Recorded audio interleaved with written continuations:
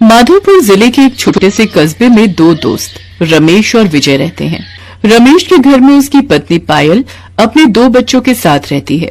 वहीं रमेश के घर के ठीक सामने विजय अपनी पत्नी सुमन और अपने 3 बच्चों के साथ रहता है। रमेश और विजय के पास अपना छोटा सा खेत है जिस पर खेती करके वो अपना गुजारा करते हैं। रमेश और विजय दोनों सुबह सुबह खेत पर जाते हैं। वहीं पर सभी बच्चे खेल रहे होते हैं।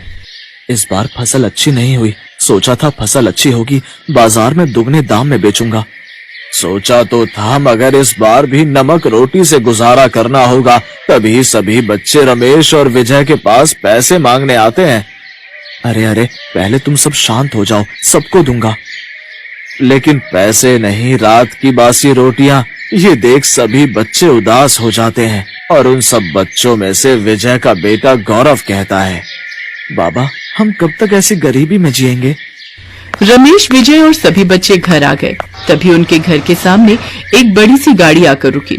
गाड़ी में हमेशा की तरह बाबूराम और राजरानी मैडम शहर के जाने माने रईस खानदान से हैं। कस्बे में आकर सभी बच्चों से मिलते हैं। वो हमेशा बच्चों के लिए नए नए कपड़े और चॉकलेट लाते हैं। आज भी वो कपड़े और चॉकलेट लेकर आए। चलो अच्छा हुआ, कम से कम तुम लोगों को चॉकलेट नसीब तो हुई, वरना हम गरीब के नसीब में कहाँ चॉकलेट। भाई हम लोगों ने तो बासी रोटी और नमक ही जाना है। अगले ही दिन राजरानी और बाबूराम दोनों बच्चों से मिलने आते हैं। राजरानी, हमारी शादी को 10 साल हो गए हैं, अभी तक हमारी कोई औलाद नहीं। तुम तो मुझे मेरे खानदान का वारिस भी नहीं दे पाओगी। तो जाओ गौरव के घर वालों से बात करो, मैं उसे अपने खानदान का वारिस बनाऊंगा। ठीक है, मुझे भी गौरव पसंद है। गौरव राजरानी को विजय और सुमन से मिलवाता है।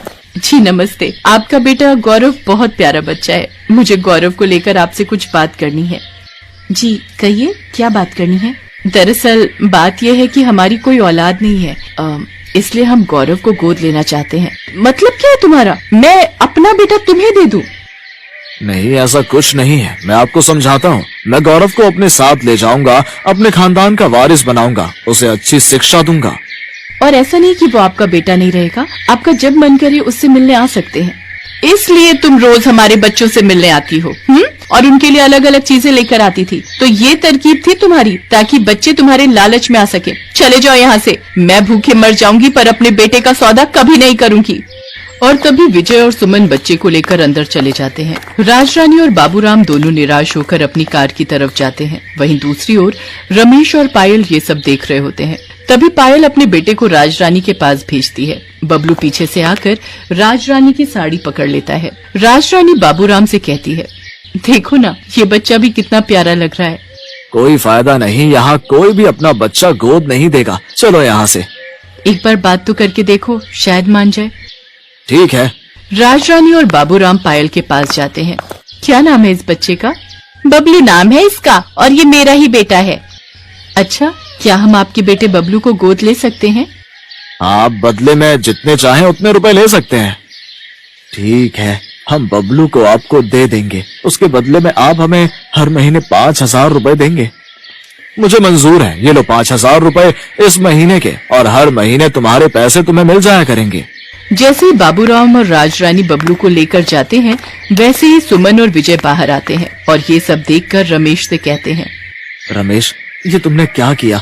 अपने बेटे को ही बेच दिया। तुमने अपने फायदे के लिए अपने बेटे का सौदा कर दिया। अरे कैसी माँ है तू? पायल, मुझे तो तुझसे नफरत होने लगी है सच्ची। सुनो जी, आज से आप इन लोगों से कोई रिश्ता नहीं रखोगे। हाँ, हम गरीब जरूर हैं, लेकिन अपनी खुशी के लिए अपने बच्चों को अपने से दूर नहीं कर सकते। जैसे कि बाबूराम और रमेश के बीच में तय हुआ, वैसा ही हुआ। रमेश और पायल अब वो मनचाहा खाते, मनचाहा पहनते। धीरे धीरे 7 साल गुजर गए।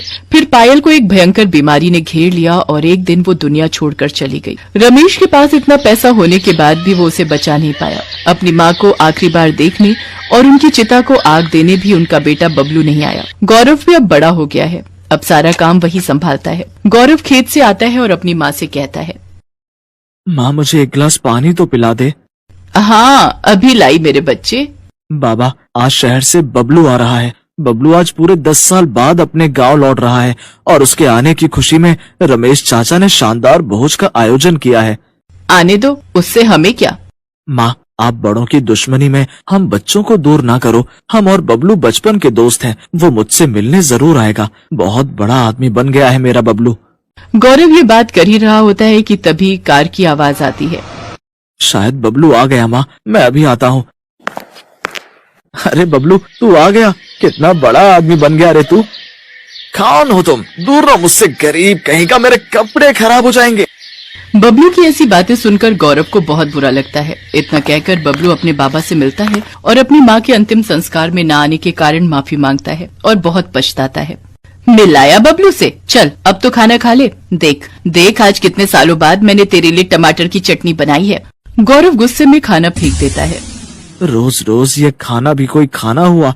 आप लोगों ने मिलकर मेरी जिंदगी बर्बाद कर दी। ये तू क्या कह रहा है बेटा? हाँ, आप दोनों ने अपने फायदे के लिए मुझे राजरानी मैडम के साथ नहीं भेजा। मैडम पहले मुझे ही ले जाने वाली थी। काश उस वक्त मैं चला जाता तो आज मैं भी बहुत बड़ा आदमी होता। ये सब आपकी गलती है। ऐसा नहीं है बेटा, हम तुझको खुद से दूर नहीं करना चाहते थे। तो अब आपको ये सजा मिलेगी। मैं अभी ये घर छोड़कर जा रहा हूँ। नहीं रहना मुझे आप जैसे मतलबी माँ बाप के साथ, जिसने अपनी खुशियों के लिए मेरी खुशियों में आग लगा दी। इतना कहकर गौरव घर के बाहर आ जाता है। गौरव के सामने बबलू की गाड़ी खड़ी होती है और वो गुस्से में बबलू की पूरी गाड़ी को जला देता है। आग को देखकर सभी लोग घर से बाहर आ जाते हैं। गौरव के हाथ में माचिस देख वहाँ पर मौजूद सभी लोग समझ गए कि गाड़ी में आग गौरव ने लगाई है। ये क्या किया तुमने? मैं तुम्हें अभी पुलिस के हवाले करता हूँ। सुमन और विजय दोनों बाबूराम के पैर पकड़कर माफी मांगने लगते हैं और कहते हैं, मेरे बेटे को माफ